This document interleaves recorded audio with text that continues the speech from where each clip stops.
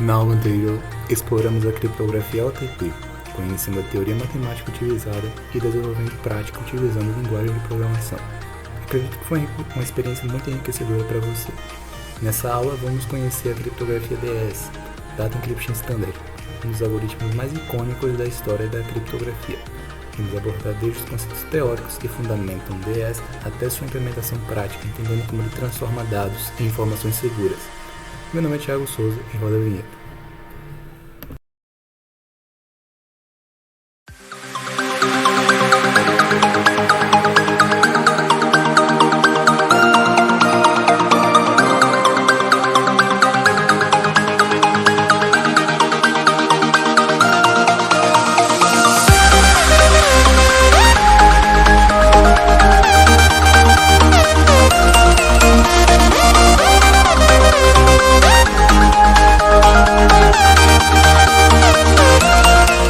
Olá pessoal, estamos aqui para mais uma aula da série Criptografias.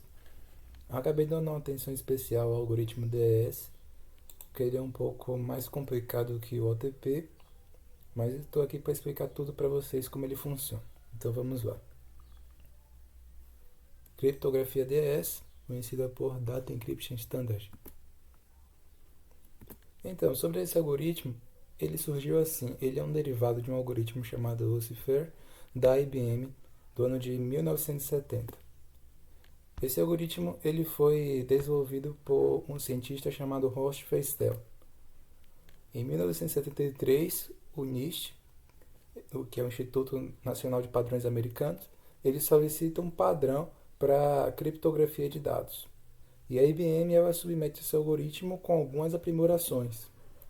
A NSA vai revisar esse algoritmo, a parte matemática dele que é chamada de Data Encryption Algorithm, que é o DEA, e limita o número de chaves para 1017, que são 56 bits. E só em 1977 que o DES ele é adotado como um padrão federal de encriptação de dados dos Estados Unidos. E isso está registrado em um documento chamado FIPS Pub 46.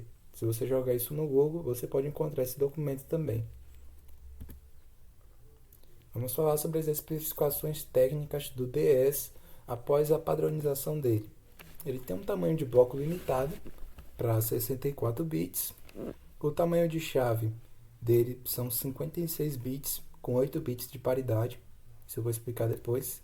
E a estrutura do DES é baseada na rede de Feistel, que foi criada por Horst Feistel. Vamos seguir. A chave do DES, chamada K, ela tem 64 bits, mas apenas 56 deles serão utilizados no procedimento de encriptação. Os 8 bits restantes eles vão servir para a verificação da paridade. Por exemplo, a chave ela vai ser dividida em 8 blocos de 8 bits. Tá? Então, cada um desses 8 blocos de 8 bits eles serão 1 byte.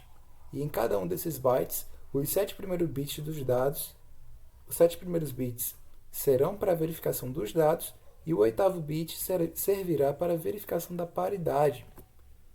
Como é que funciona a paridade? Se nós temos o número de bits 1 nos 7 primeiros bits par, o bit da paridade ele vai ser 1 para que o número de bits 1 no bytes ele seja ímpar.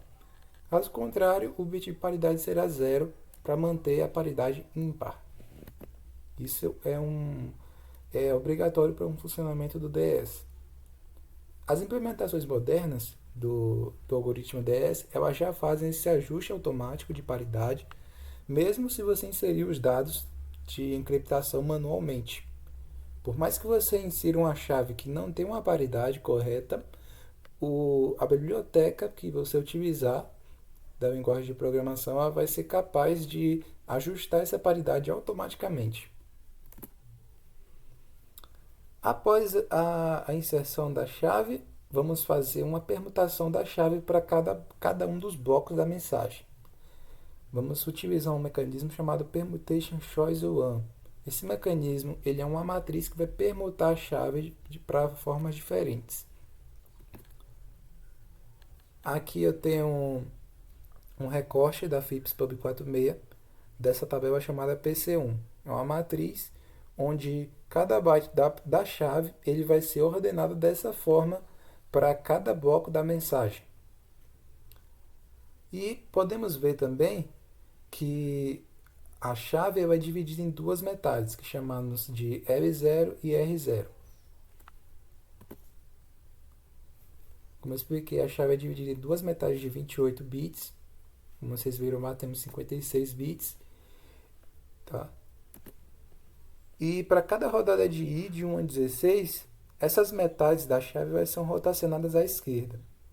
A quantidade de rotação vai depender da rodada que estamos passando no DS. São 16 rodadas. Essa operação será denotada por left shift, com os parâmetros x e n, onde x é o número de bits e n é o número de posições na rodada. E as novas metades da chave, após essa rotação, serão: o L de I vai ser o left shift do L de I anterior com o número de rodada, e o R de I vai ser o left shift do R de I anterior com o número de rodada. Esse número de rodada é 1 para as rodadas de 1, 2, 9 e 16 especificamente. E ele vai ser igual a 2 para quaisquer outras rodadas que pertençam a esse intervalo de 1 a 16, que não foram listadas para o intervalo 1. As metades L de I e R de I serão concatenadas e permutadas pela PC2 para a chave de rodada cair. Cair, ele vai receber o PC2, que vai ser a permutação, a concatenação e permutação pela PC2 do L de I e do R de I. E assim a chave ela acaba sendo reduzida de 56 bits para 48 bits de uma forma segura. Aqui eu tenho a matriz PC2, recortada do documento da FIPS Public 46.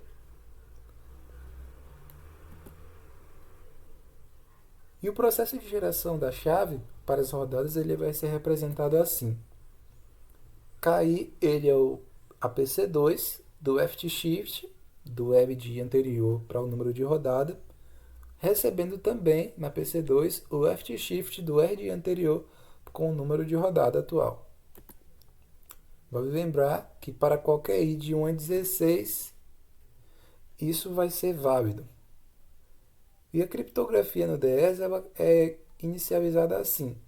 Fazemos uma entrada de texto e dividimos esse texto em vários blocos de 64 bits. Aqui, como vocês podem ver, eu tenho um texto e eu dividi esse texto usando um processamento de dados, né, em quatro blocos aqui que tem 64 bits. Eu representei cada um desses blocos usando representação hexadecimal. Como vocês podem ver, essa mensagem não tem exatamente 64 bits. Então, quando eu não consigo preencher exatamente aqui 8 bytes no último bloco, né, eu vou utilizar um mecanismo chamado PKS. O PKS ele vai ser uma forma de preencher o bloco por completo, de uma forma que ele possa ser removido depois. Como funciona? Como aqui faltaram 5 bytes, ele preenche com 5 bytes com valor 5. E assim ele vai conseguir remover depois para termos a mensagem original. Se fossem 4, que faltasse, ele ia preencher com 4 de número 4 e assim por diante.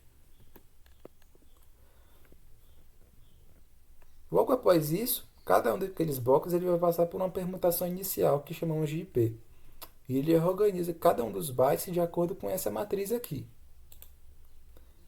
Depois ele vai dividir cada um desses blocos em duas metades, da mesma forma que ele fez com a chave. Porém, esses blocos agora saíram de 32 bits. E agora são aplicadas 16 rodadas da cifra de Feistel, que foi criada por Roche Feistel. Então, considerando I como um bit, a criptografia será feita assim. Para qualquer I, no intervalo de 1 a 16, o L de I, o lado esquerdo de I vai ser o R da rodada anterior, e o R atual ele vai ser o L anterior XOR o Feistel do R de I anterior com a chave. Vejamos aqui um gráfico que representa melhor aquele procedimento matemático que eu representei antes. temos aqui uma entrada, passamos aqui pela permutação inicial IP e dividimos em dois blocos. Tá?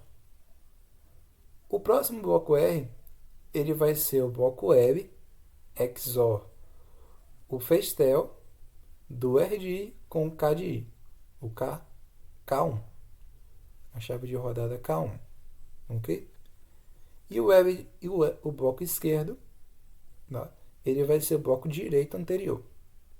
E assim por diante, até que cheguemos ao número 16, onde o lado esquerdo de 16 ele vai ser o lado direito anterior, e o lado direito 16 ele vai ser o lado esquerdo anterior, XOR o Festel do lado direito anterior com a chave de rodada de número 16, porque são 16 rodadas da cifra de Festel.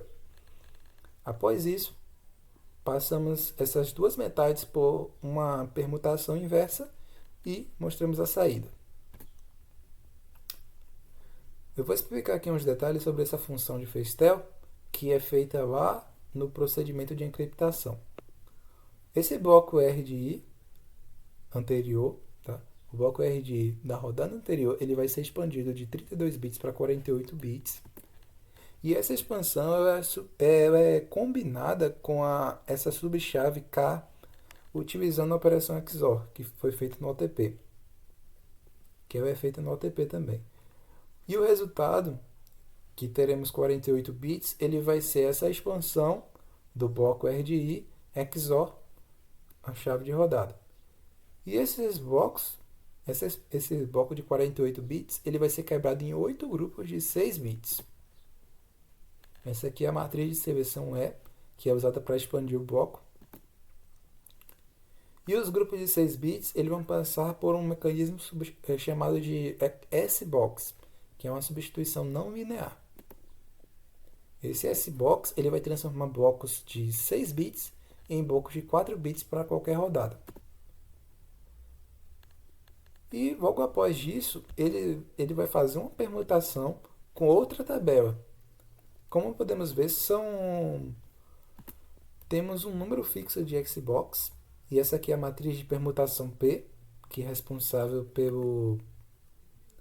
A matriz de permutação P ela é responsável pela permutação do bloco que vai ser expandido. E aqui é onde vemos todo aquele procedimento de uma forma mais gráfica. Temos aqui a expansão do bloco R para 48 bits e o XOR dele com a chave de rodada. Logo após isso aqui, temos 48 bits, tá? E esses 48 bits são divididos em 8 blocos de 6 bits cada um.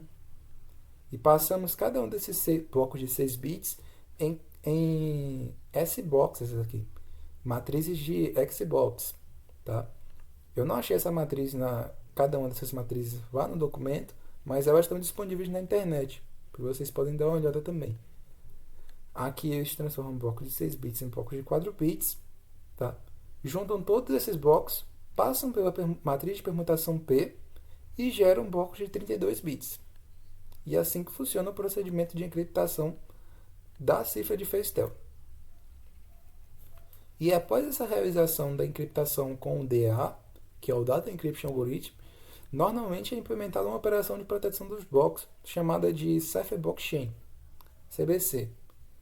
Temos também o Elastic Blockchain, que é o EBC, só que ele não é tão seguro quanto o CBC. Ele não é tão implementado normalmente. Tá? O mais indicado é a implementação do CBC, como eu estou indicando aqui. E sobre o DEA que eu estou falando aqui, o DEA ele é o procedimento matemático do DES. Tá? O DES ele é um padrão que implementa o DEA para realizar a encriptação dos dados. Então, para a implementação do CBC, é necessário um vetor de inicialização, um parâmetro adicional que é do mesmo tamanho dos blocos, tá? 64 bits. Isso vale para qualquer cifra de bloco, tá? É só você olhar o tamanho do bloco que você vai conseguir implementar o CBC de forma correta. Como funciona isso? Temos aqui o texto plano e ele vai ser dividido em vários blocos. Tá? Vai ser dividido em vários blocos, como mostrei anteriormente. O primeiro bloco ele vai ser passado com um XOR com vetor de inicialização, que é aquele parâmetro adicional do mesmo tamanho do bloco. Tá? E depois ele vai passar com o algoritmo DA, que eu mostrei anteriormente, para gerar o bloco cifrado 1. E assim, esse bloco cifrado 1 aqui, ele vai ser passado um XOR com o bloco cifrado 2. E logo após isso, ele vai ser encriptado novamente para gerar o bloco cifrado 2. Isso por quê? Porque se tivermos dois blocos iguais, tá, de mensagem, e eles passarem direto aqui para a encriptação, eles podem ser iguais no final. E isso é um problema de segurança gravíssimo. O CBC é um mecanismo para evitar essa fraqueza no algoritmo. E assim acontece para todos os blocos, até o último bloco. Tá? Passa pela encriptação normalmente até gerar o último bloco cifrado.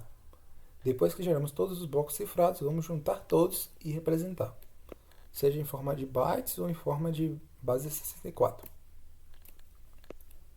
Agora vamos fazer uma implementação prática de toda essa teoria. Então vamos à prática. Estou aqui com o projeto aberto no Linux, tá? Demorei bastante de postar a próxima aula porque eu tive um contratempo aqui com o Linux, tá? Mas já estou de volta aqui. Como vocês podem ver, meu GitHub já tem bem mais projetos do que antes, tá? Inclusive quero apresentar para vocês uma aplicação de código aberto que eu estou desenvolvendo para a ABS Security Systems, que chamamos de EBS Lab, que é o Encryption Builder Studio, laboratório de encriptação. Tá? É uma aplicação de 100% de código aberto, você pode encontrar nesse repositório aqui, vou deixar também na descrição do vídeo, tá? E é uma aplicação baseada no Encryption Builder Studio, só que de código aberto, tá? Então, se você quiser contribuir com esse projeto, pode dar uma olhada nele depois. Ele é baseado em C# e .NET 8. Então, vamos ao que interessa, que é a nossa prática do algoritmo DS. Eu já deixei o código pronto aqui, no repositório, que eu fiz na outra aula. E vamos abrir ele, né?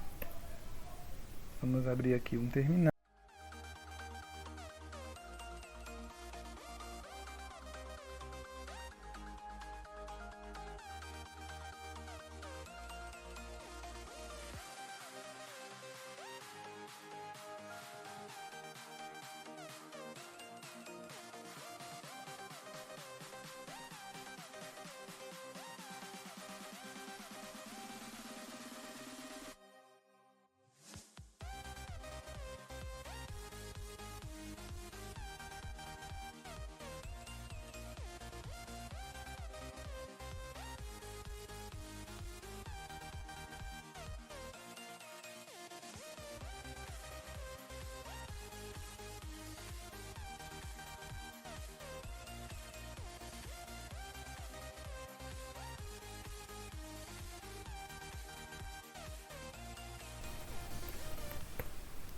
Vocês podem ver a estrutura de pastas. Tem uma pasta do DS ali.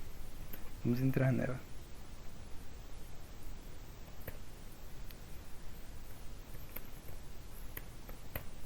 Dentro da pasta do DS, nós já temos os algoritmos de PowerShell e Python, como eu fiz com o OTP. Vamos verificar o PowerShell. Aqui, como vocês podem ver, temos uma função para gerar os parâmetros específicos para o DS. Os dois parâmetros, tanto chave quanto vetor, eles precisam de 8 bytes. E aqui eles geram os bytes de forma aleatória. Tá? Essa aqui é uma função simples. E aqui eu tenho uma função para fazer encriptação de fato. Ela recebe a mensagem, a chave e o vetor. Como é que isso acontece? Ele pega a mensagem, transforma em bytes através da tabela UTF-8 e vai criar um objeto chamado CSP para o DS. O CSP é o Crypto Service Provider. É um tipo de processo que o Windows usa para gerar encriptações de forma estável. Tá? Temos aqui uma forma de implementar a nossa chave, o nosso vetor nesse CSP, nesse provedor de serviço de encriptação. e a partir dele nós criamos um encriptador. Chamamos DS Create Encryptor. A partir do encriptador, vamos usar a função transform final block, passamos os bytes de nossa mensagem, parâmetro 0 e o tamanho da mensagem. Isso aqui vai ser responsável por ajustar o preenchimento automaticamente, aquele PKS que eu mostrei para vocês antes, PKCS. E esse resultado ele vai ser devolvido em base 64, todos os bytes em base 64. A decriptação é parecida, recebe os bytes, a chave e o vetor, né? Só que aqui a transformação de texto para bytes vai acontecer através da tabela do base 64, já que temos o texto em base 64. Chamamos novamente o CSP, criamos um novo CSP, tá? Normalmente em suas aplicações de Windows você pode manter um CSP único para seu projeto, tá? Só que aqui nesse caso eu achei mais viável fazer assim. Temos aqui Create Decryptor, ou seja, eu criei um decriptador com o nosso CSP e fiz aqui o preenchimento usando a decriptação. Retornamos todos os dados dos bytes transformados para string. Aqui tem um exemplo de uso. Eu deixei aqui também uma chave fixa para usar também. Vocês podem só tirar esse comentário aqui. Aqui a chave chama o método e o IV também chama o método de geração de parâmetros. A mensagem que eu coloquei aqui foi em hello, é a mesma do OTP. E aqui é só para mostrar a chave, o vetor de forma hexadecimal, de forma legível. Chama os métodos de encriptação e decriptação e mostra tudo na tela. Vamos ver como isso funciona.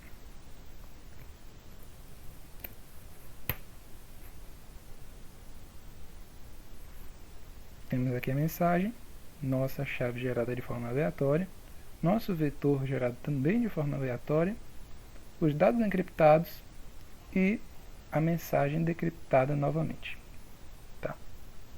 Vamos ver agora o do Python. Tem algumas implementações a mais que eu quero mostrar para vocês também. Para o Python, eu preciso especificamente da biblioteca CryptoDrone, tá?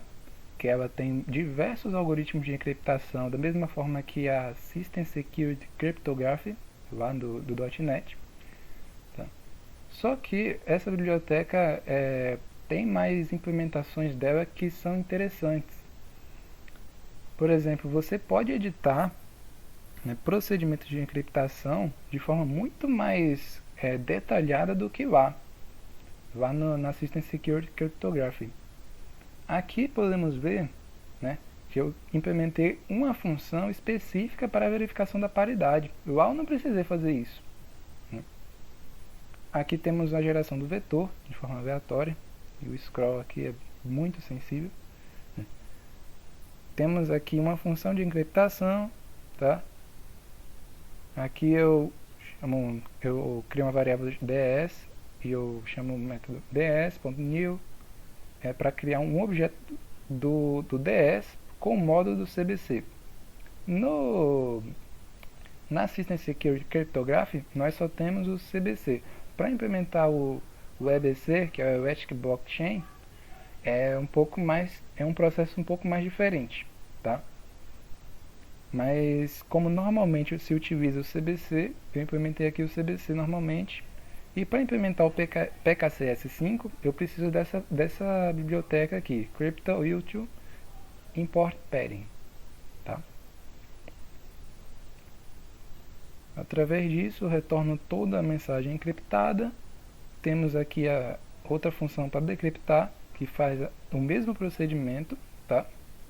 E aqui eu tenho um exemplo de uso também com a mesma chave fixa. Já testei também. E ambos dão o mesmo resultado. Isso significa que os dois fazem verificação da paridade também. Tá? Então é desnecessário o uso dessa função aqui, mas eu deixei justamente para que vocês tivessem um exemplo de como funciona. Aqui eu tenho a mensagem. Vamos ver o exemplo prático.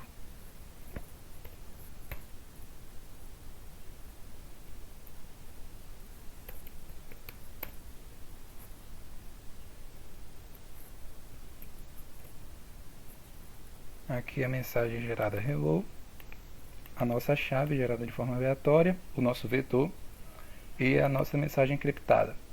Decriptamos tudo e retornamos novamente hello. E é isso. Eu espero que tenha gostado desse vídeo, tá? Continue acompanhando a série Criptografias, porque chegarão novos algoritmos, tá? Não garanto nada, mas a próxima aula eu sugiro implementar o AES, tá? Que é o Advanced Encryption Standard, ou também o DSX. Deixa aí nos comentários se você quer algum algoritmo em específico, tá? Dê uma olhada também em outros projetos que eu já desenvolvi também. Eu acredito que você pode se interessar. Vou te pedir também que deixe seu like neste vídeo, tá? Deixe seu like na nossa série e dê uma estrela também nesse repositório para apoiar meu trabalho.